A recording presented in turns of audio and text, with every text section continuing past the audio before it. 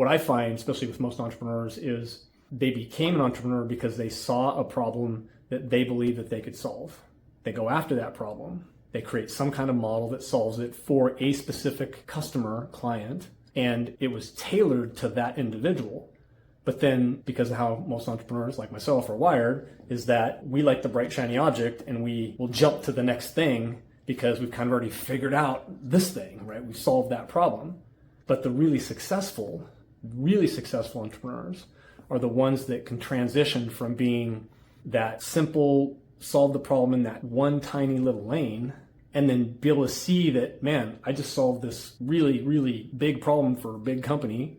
And that, of course, without taking any of that company's IP, but you created the solution for their problem, is the thing that you created leverageable? Could we turn this process into a product? And that's the differentiator, I believe, for most entrepreneurs, is that we go and we solve this problem, and it's either too small of a market to go play in, and that's okay. It's the thing that got you started, and now you got some momentum. The challenge with most of us is that we've never learned how to scale ourselves effectively, so scaling a business is going to be even, way more troublesome. But I find that ends up being like the game in entrepreneurship, is knowing how to pivot, knowing how to shift from being the visionary, the person that can actually see the thing that the market needs or wants, and providing that solution, usually better than someone else. But more importantly, if they found and developed a solution that's a deep niche, then they can go and own that lane to build themselves up, build credibility.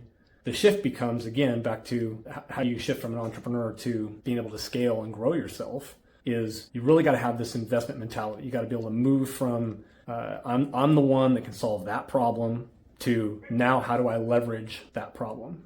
Because if it's not leverageable, it's 1x you. I mean, it's only 1 times your effort, and that's not a leverageable solution.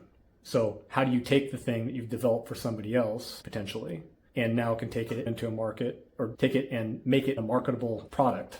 And that's like the next level, I would call it the scale component of being an entrepreneur and working and learning how to solve a particular problem.